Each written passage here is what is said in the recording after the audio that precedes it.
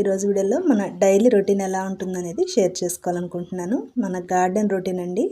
మన గార్డెన్లో వర్క్ ఎలా ఉంటుంది మార్నింగ్ నుంచి ఈవినింగ్ వరకు. అలాగే ఈరోజు మెయిన్ వచ్చేసి సక్లెంట్ స్పాటింగ్ మిక్స్ అండి. సక్లెంట్స్ అన్నీ మొన్న కొంచెం పాడైపోయాయని చెప్పాను కదా, అవన్నీ రిపోర్టింగ్ చేస్తున్నాము. అలాగే మనం ఆన్లైన్లో ప్లాంట్స్ ఎలా ప్యాకింగ్ చేస్తామనేది కూడా ఈరోజు వీడియోలో చూపిస్తాను. ఫస్ట్ టైం మన ఛానల్ని ఎవరైనా చూస్తున్నట్లయితే సబ్స్క్రైబ్ చేసుకోండి. మన ఛానల్ కంటెంట్ వచ్చేసి ఓన్లీ ప్లాంట్స్ గురించే ఉంటుందండి. గార్డెన్ రొటీన్, గార్డెన్ వ్లాగ్స్, అలాగే ఆన్లైన్ ప్లాంట్ సేల్స్. హలో అండి, నమస్తే. నేను Srilakshmi. Welcome back to our channel Srilakshmi స్క్రీనరీ.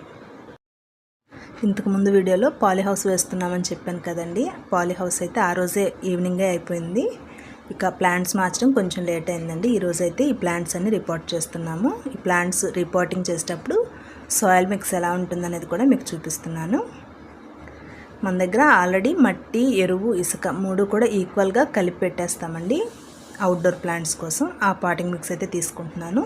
దానిలోనే ఇంకొన్ని అయితే యాడ్ చేస్తామన్నమాట. ఇక మట్టి, ఎరువు, ఇసుక 3 ఈక్వల్గా తీసుకున్నామని చెప్పాను కదండి.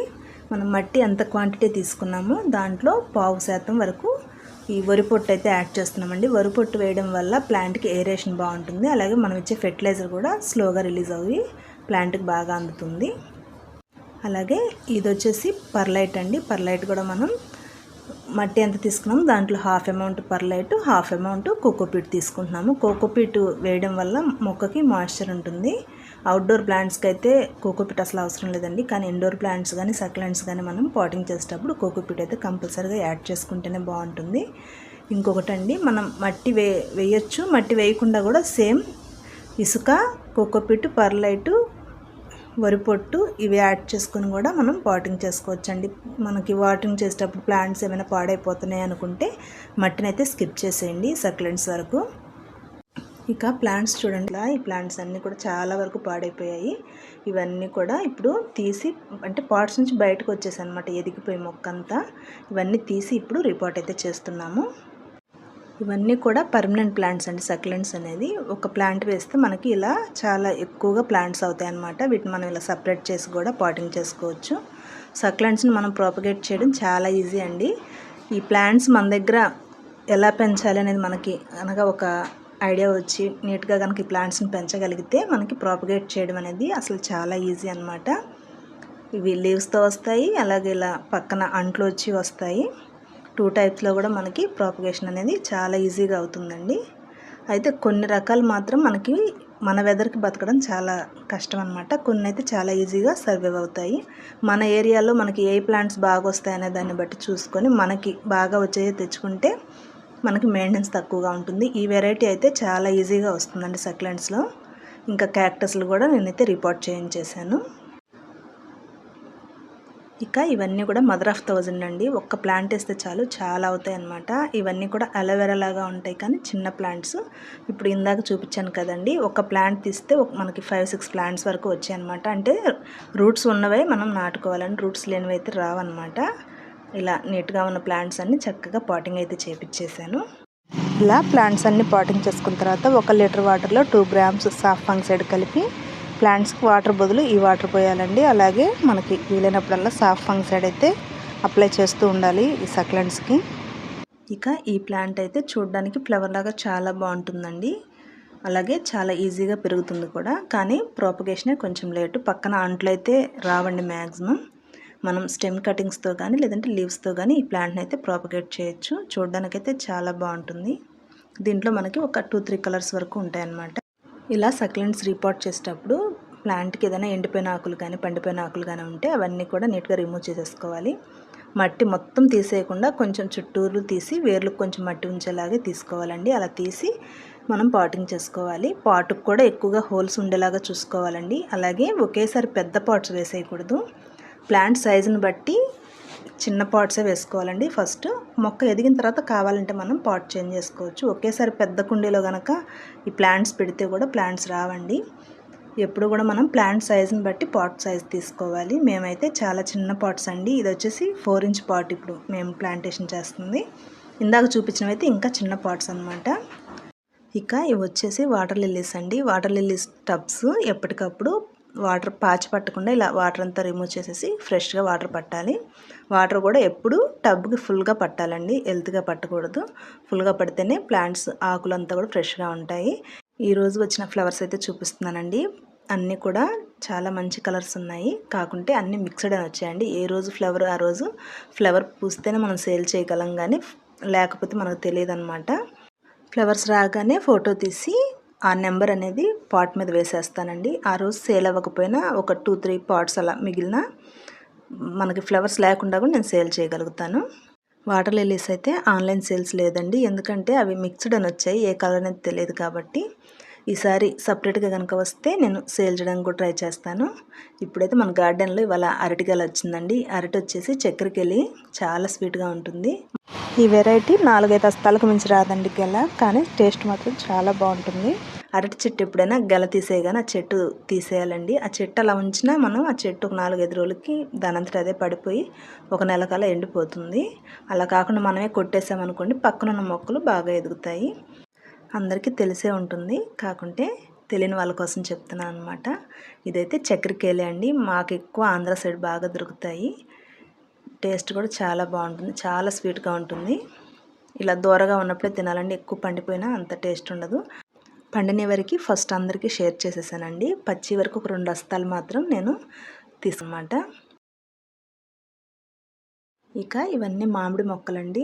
పెద్ద మొక్కలు ఇంతకుముందు వీడియోలో చాలాసార్లు చూపించాను. ఇవైతే చిన్న మొక్కలు, వీటన్నిటికి కూడా పుల్లలు కట్టిస్తున్నాము. మనం స్టిక్స్ ఎందుకు కట్టిస్తామంటే మొక్క వంకరగా వెళ్లకుండా స్ట్రైట్గా వెళ్ళడానికి. ఫ్రూట్ ప్లాంట్స్కి అన్నిటికి కూడా మ్యాక్సిమం ఇలా స్టిక్స్ అయితే కట్టించేస్తాము. స్టిక్స్ కట్టేటప్పుడు ఏమైనా కింద అంటుకి కింద కొమ్మలు వస్తాయి కదా సీడ్కి, అలా ఏమైనా కొమ్మలు ఉంటే అవి కట్ చేసి ఇలా పుల్లలు అయితే స్ట్రైట్గా కడతామన్నమాట. ఇలా పుల్లలు కట్టడం వల్ల ప్లాంట్కి గాలి వచ్చినా కానీ కొమ్మలు ఇరిగిపోకుండా ఈ స్టిక్ అనేది సపోర్ట్గా ఉంటుంది. ఇక ఈవినింగ్ 4 అవుతుందండి. 4 నుంచి కూడా మనకి ప్లాంట్స్కి వచ్చే వాళ్ళు కస్టమర్స్ అయితే వస్తూ ఉంటారు, ఎందుకంటే కొంచెం చల్లగా ఉంటుంది కదా, ఈ టైంలోనే ఎక్కువగా వస్తారనమాట. ఈ కస్టమర్ అయితే పెద్ద పెద్ద మామిడి మొక్కలండి, ఇవన్నీ కూడా 3 years ఏజ్ అనమాట. ఇవి 5 ప్లాంట్స్ తీసుకున్నారు, ఇంకా చాలా ఫ్రూట్ ప్లాంట్స్ తీసుకున్నారు, కొన్ని ఫ్లవరింగ్ ప్లాంట్స్ తీసుకున్నారు. ఇవన్నీ కూడా లోడ్ చేపిస్తున్నాము.